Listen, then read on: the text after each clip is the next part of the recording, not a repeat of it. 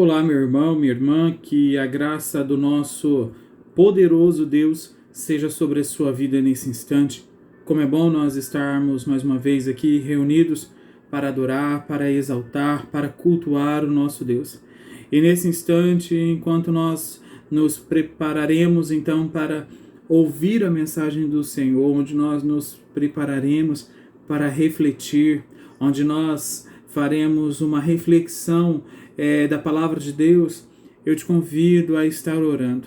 Vamos orar, meus irmãos, adorando esse Deus, exaltando, que nós possamos reconhecer a grandeza dele e, além disso, confessar a ele também os nossos pecados, confessar a ele os nossos equívocos, porque somente ele é o Deus poderoso que pode salvar, que pode perdoar, que pode transformar as nossas vidas. Então, eu convido você nesse instante para estar orando comigo, iniciando então esse nosso culto de adoração em nome de Jesus. Pai, obrigado por mais um dia de vida. Primeiramente é isso que nós te dizemos, ó Deus. E em segundo lugar, ó Deus, nós louvamos ao Senhor por tudo que o Senhor tem feito em nossas vidas. Reconhecemos a sua grandeza, reconhecemos a sua grandiosidade sobre as nossas vidas, Deus. Pai, em nome de Jesus, eu reconheço que Tu és soberano, Salvador, magnífico, que não há outro Deus além de Ti, que Tu é aquele Deus que salva, que opera, que transforma. Todo louvor e toda honra e toda glória seja dada somente a Ti, Jesus Cristo de Nazaré, pelo Seu poder, pela Sua glória, pela Sua majestade, e por se fazer homem e vir ao mundo, morrer em meu lugar, ó Deus. Eu te agradeço, Jesus Cristo de Nazaré, e peço, perdoe os pecados cometidos por mim, seja eles de forma indireta ou não, ó Deus, mas que neste instante eu coloco e apresento diante de Ti o meu coração contrito, e assim apresento o coração dos meus irmãos e das minhas irmãs, ó Deus, arrependidos por tudo que fizemos de errado e que não agradou, ó Deus, o seu coração. Perdoa-nos, ó Pai, porque somente o Senhor é capaz de tirar esse peso do pecado das nossas vidas. Assim sendo, reconhecendo o seu poder, reconhecendo a sua soberania, dando glórias e louvores ao seu nome, eu peço, ó Deus amado, reina em nós, que a tua vontade seja feita, assim na terra como nos céus, hoje e para todo sempre. Amém. Glória a Deus, meus irmãos, nós estamos mais uma vez conectados por estes meios da tecnologia e glória a Deus por isso, e nós temos a possibilidade de nos comunicarmos. E então eu gostaria que você, juntamente comigo, abrisse a sua Bíblia lá no livro de Ezequiel. O profeta Ezequiel, meus irmãos, como nós temos a chance e a oportunidade de saber que foi aquele que teve uma experiência maravilhosa, onde ele estava passando pelo vale de ossos secos, e ali ele tem uma experiência surreal, maravilhosa com o nosso Deus. E o capítulo de número 37 diz assim: a mão do Senhor estava sobre mim, e por seu espírito ele me levou a um vale cheio de ossos. Ele me levou de um lado para o outro e pude ver que era enorme o número de ossos no vale e que os ossos estavam muito secos ou sequíssimos. Ele me perguntou: filho do homem, esses ossos poderão tornar a viver? Eu respondi: ó soberano Senhor, só Tu o sabes. Então ele me disse: profetize a esses ossos e diga-lhes: ossos secos, ouçam a palavra do Senhor. Assim diz o soberano Senhor: nestes ossos farei um espírito entrar em vocês, e vocês terão vida. Porém, tendões em vocês, e farei aparecer carne em vocês, sobre vocês, e os cobrirei com pele, porei um espírito em vocês, e vocês terão vida. Então vocês saberão que eu sou o Senhor, e eu profetizei conforme a ordem recebida. E enquanto profetizava, houve um barulho, um som de chocalho, e os ossos se juntaram, osso com osso. Olhei, e os ossos foram cobertos de tendões e de carne, e depois de pele, mas não havia espírito neles. A seguir, ele me disse: profetize ao espírito, profetize, filho do homem, e diga-lhe: assim diz o Senhor, venha desde os quatro ventos, ó Espírito, e sopre dentro desses mortos para que vivam. Profetizei conforme a ordem recebida, e o Espírito entrou neles, e eles receberam vida e se puseram de pé. Era um exército enorme. Então ele me disse: filho do homem, esses ossos são toda a nação de Israel. Eles dizem: nossos ossos se secaram, a nossa esperança se foi, fomos exterminados. Por isso, profetize e diga: assim diz o soberano Senhor, o meu povo, vou abrir os seus túmulos e fazê-los sair. Trarei vocês de volta à terra de Israel. Amém. Até o versículo de número 12 por aqui, meus irmãos, mas eu convido você aí na sua casa a continuar a leitura, porque esse texto, ele nos dá uma lição muito importante, interessante, que é sobre a ousadia da fé. Essa visão que o profeta teve fez com que ele experimentasse algo de Deus que fosse maravilhoso, algo de Deus que é extraordinário. E que eu e você também, nós somos convidados a experimentar isso de Deus, a experimentar esse cuidado, experimentar o gozo do Senhor.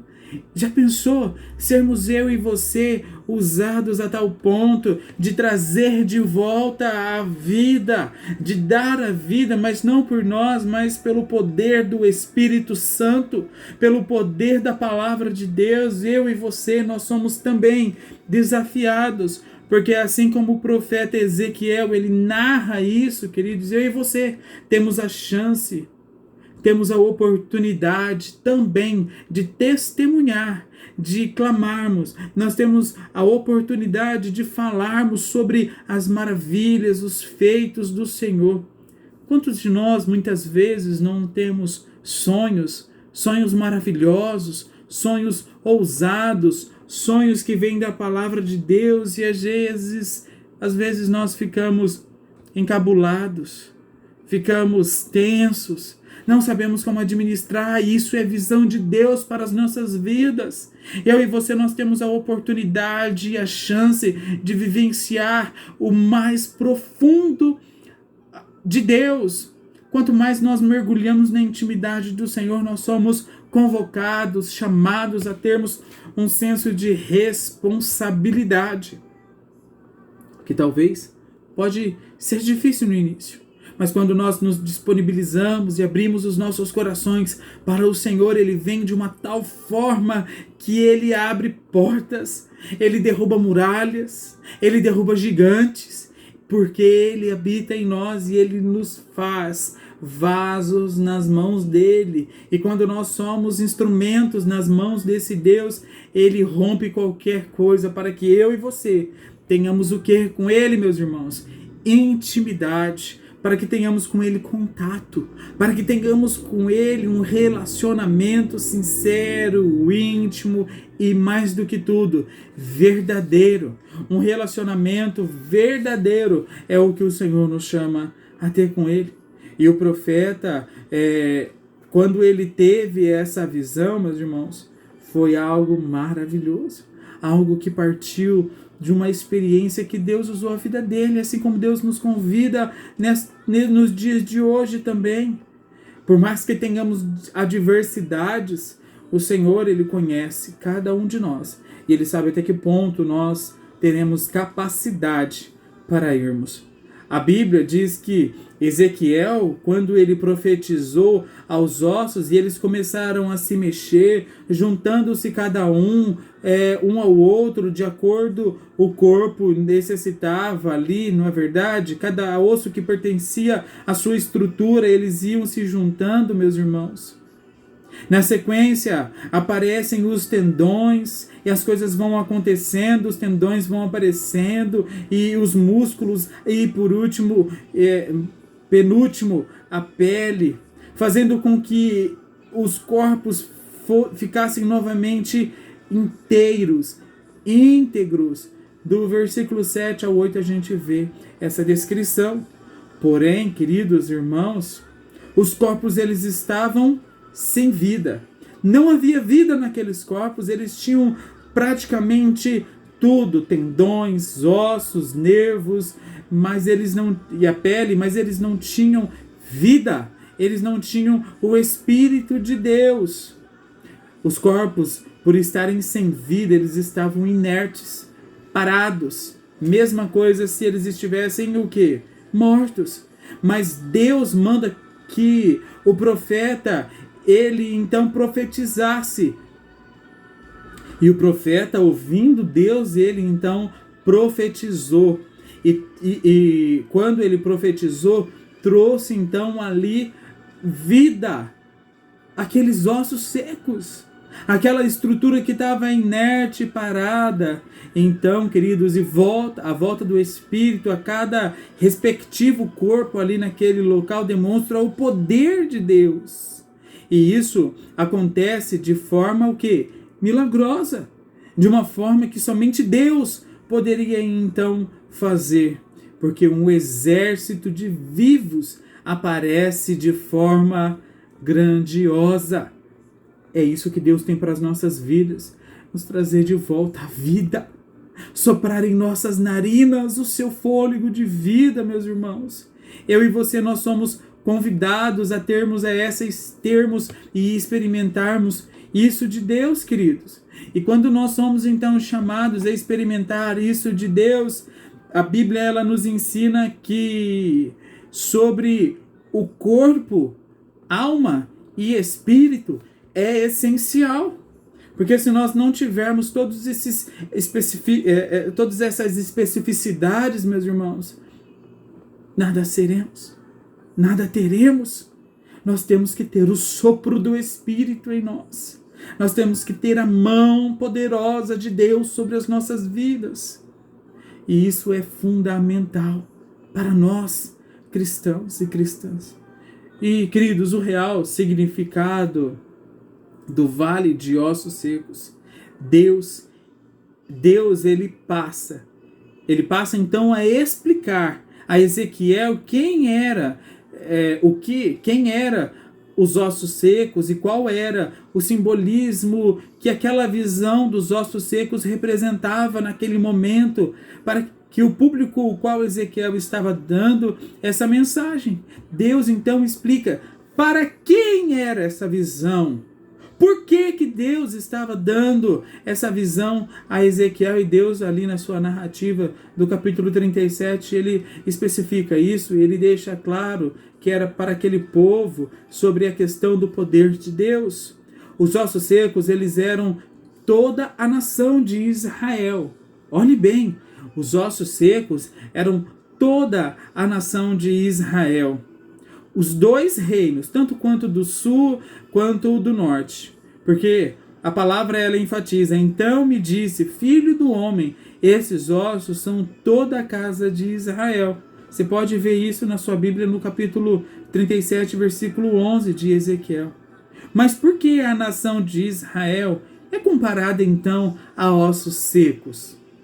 A noção, queridos, na verdade, a nação no qual nós estamos nos referindo aqui, representada pelos dois reinos da época, que era Judá e Israel, fora entregue aos inimigos, porque tanto os seus reis quanto o povo havia se desviado do quê? Dos caminhos do Senhor. Entenderam? O povo havia se desviado da presença, do caminho do Senhor. O povo havia se distanciado e quebrado justamente o pacto, a aliança com o Senhor. O povo havia rompido. E o reino do norte, então, Israel, foi conquistado pelos assírios, e o reino do sul, que era Judá, seria conquistado pelos babilônicos. Toda essa situação gerou no coração do povo de Deus o seguinte sentimento, como está descrito lá na palavra de Deus, onde nós lemos: eis que dizem, os nossos ossos se secaram, e pareceu a nossas, e como diz a palavra de Deus, e pereceu a nossa esperança. Estamos de todo exterminados. Ezequiel 37, lá no versículo de número 11, faz essa afirmativa que deixa justamente claro a questão de ser então ali os reinos colocado como simbolismo dos ossos secos, meus irmãos e minhas irmãs. Ou seja, só para a gente entender o que aconteceu, o povo sentia-se já destruído, sem esperança, sem vida, assim como os ossos secos em um cemitério. Sem esperança, sem vida, sem perspectiva. Queridos, quando nós lemos tudo isso e entendemos um pouco mais sobre essas afirmações que diz aqui, como nós estamos lendo no capítulo 37 de Ezequiel, quando eu entendo isso e eu percebo o cuidado de Deus sobre Ezequiel, falando, olha, essa nação, esse povo, eles têm sido como esse vale de ossos secos, um vale que é um cemitério onde não há o quê? Onde não há vida. E o que significa os ossos secos, então, voltando à vida? O que isso significa? O que se retrata? O que se reporta? O que podemos tirar de proveito, de lição nesse sentido, meus irmãos? A profecia de Deus dada a Ezequiel é explicada e significa que Deus iria, preste atenção, Deus iria transformar o seu povo. Agora, morto, seco espiritualmente, Deus iria transformar escravos de outras nações em um povo cheio de vida e vitória. Portanto, profetiza e dize-lhe, assim diz o Senhor Deus, eis que abrirei a vossa sepultura e vos farei sair dela, ó povo meu, e vos trarei a terra de Israel. Lá no versículo 12. Palavra de Deus para o povo de Deus. É muito significativo para nós, queridos, entendermos isso, trazendo de volta vida para que haja transformação. Para que haja transformação de vida. Deus iria então conduzir o seu povo, agora já sendo como ossos secos ali nessa situação, novamente, então, a vida, devolvendo, trazendo a vida. E eles novamente estariam vivos, ou seja, libertos. Eles estariam libertos para andar nos caminhos de Deus. Porque a palavra, ela continua dizendo, porei em vós o meu espírito e vivereis, e vos estabelecerei a nossa própria terra. Então, saberei que eu, o Senhor, disse isso e o fiz, diz o Senhor. Versículo 14. O que o vale de ossos secos significa então, hoje em dia, meus irmãos, onde nós estamos vivendo em tempos difíceis, tempos impossíveis, talvez tempos nunca vividos por mim e por você. O que isso significa? O que podemos extrair nos dias de hoje? Conforme nós vimos nas descrições, na descrição do Vale de Ossos Secos, foi objetiva e com foco no povo de Israel. Esse é o significado real dessa visão do profeta.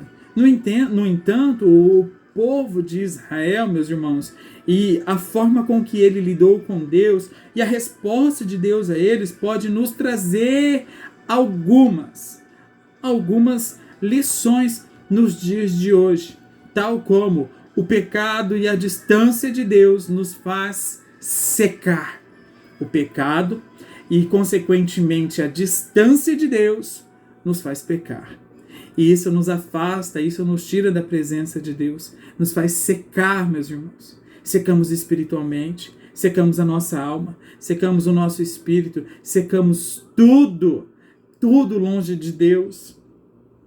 E continuando aqui, meus irmãos e minhas irmãs, ou seja, perdemos a verdadeira vida, perdemos a bênção de estar em paz na presença de Deus, perdemos a esperança e nos tornamos escravos do pecado.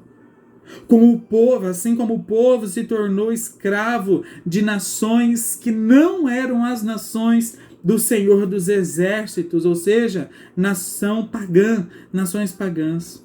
Nos transformamos em ossos secos e sem sepultura. Queridos, isso é muito importante nos dias de hoje, porque nós temos vivenciado e experimentado situações difíceis, mas ainda assim, por mais que que pareça que estejamos nós no vale de ossos secos, sem esperança, sem estimativa, sem vida, o Senhor, Ele nos convida e Ele nos chama a ter vida novamente. Tenhamos eu e você, queridos irmãos, vida novamente. Que nós não possamos secar através do pecado e do distanciamento de Deus. Ele nos convida, Ele sopra em nossas narinas o fôlego de vida. E Ele nos dá um sentido para viver. Você é convidado a experimentar esse cuidado de Deus, experimentar essa ousadia de Deus, experimentar dessa fé que traz de volta a vida. Mas Deus, Ele é misericordioso e diante de um coração arrependido, verdadeiramente, queridos, Ele pode transformar até mesmo um vale de ossos sequíssimos, sem vida, sem esperança. Ele pode transformar em algo cheio de vida, de vigor, da bênção do Senhor. É isso que Ele pode transformar, porque Deus ainda é misericordioso em nossos tempos. Deus ainda é misericordioso nos dias de hoje, queridos irmãos. Mas essa vida capaz de transformar o seco em algo abundante só pode ser dada pela ação do Senhor, pelo poder de Deus, agindo na vida daquele que está seco, agindo naquela vida seca, sem estimativa.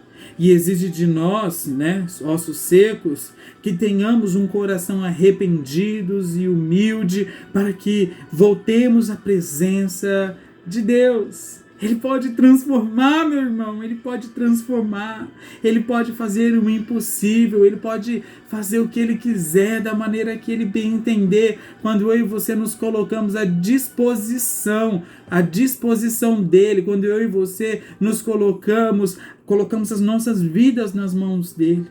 Que hoje eu e você possa dizer: Jesus Cristo de Nazaré, eis-me aqui. Usa-me a mim, faça conforme o seu querer, faça conforme a sua vontade. E por fim, queridos irmãos e irmãs, não existem impossíveis para o Deus que nós servimos. Ele governa tudo de forma soberana e com todo o poder e vigor que há nas mãos do Senhor.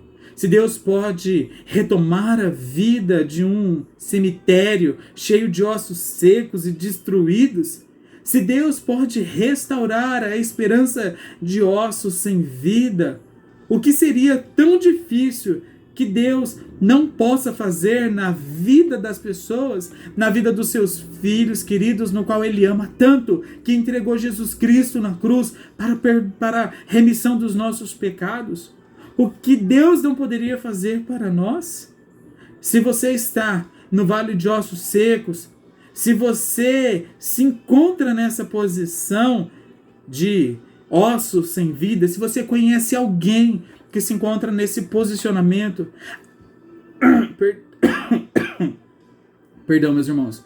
Apresente Jesus a eles. Apresente o nosso Deus, o nosso Mestre a eles. O que Ele pode fazer, a forma que Ele pode libertar, a forma que Ele pode trabalhar. Esse é o nosso Deus. Não existe impossíveis para Ele. Não existe casos perdidos para Ele. Ele tem poder para trazer de volta a vida todos aqueles que têm um coração contrito e arrependido, e remidos e lavados pelo sangue do Cordeiro, se aproximam de Deus, e Ele nos traz de novo a esperança. E Ele nos devolve um sentido de vida. O Senhor, Ele pode restaurar. Chame por Ele.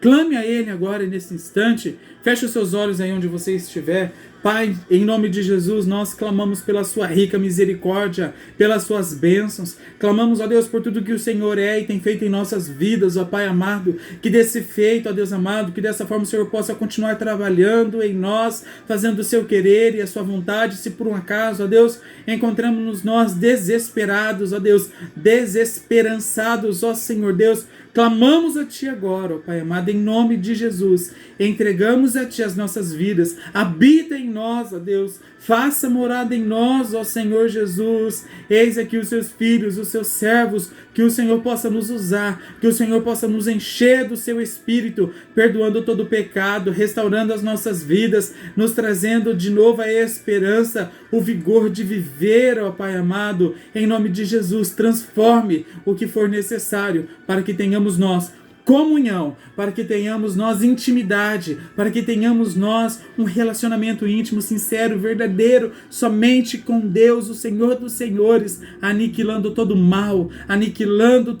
tudo aquilo que não vem dos céus, e que tenhamos nós paz, que tenhamos nós comunhão, que tenhamos nós intimidade, que tenhamos nós prazer em estar na casa do Pai, na casa do Rei, e que Ele habite em nossos corações. Queridos, que essa palavra possa inundar a sua vida, que essa palavra possa transformar o seu viver. Assim eu oro e peço a Deus, desta maneira, que a graça de Deus seja sobre você e sua família, e que essa palavra ela possa trazer frutos na sua vida, que ela possa encontrar um coração sedento, como uma terra fértil que será plantada e dará frutos a 100 por 1. Assim eu tenho a esperança, assim eu oro na certeza de que Deus pode fazer e trabalhar, se você assim permitir que Ele faça. Você crê nisso em nome de Jesus? Amém. Então, meus irmãos, nesse instante, receba a bênção do Senhor e que você tenha uma excelente semana, que tenhamos uma semana produtiva, uma semana que possa ter possibilidades e condições de experimentarmos do amor e do cuidado de Deus. Você crê nisso em nome de Jesus? Amém? Receba a bênção então, meu irmão e minha irmã, que a graça do Senhor Jesus, o amor de Deus, a comunhão e a consolação do Espírito Santo seja sobre todos nesse período, nesse tempo. Haja, conforte os nossos corações, em nome do Pai, do Filho e do Espírito Santo, e que todos que creem digam amém. Graças a Deus, meu irmão e minha irmã, que Deus te abençoe em nome de Jesus.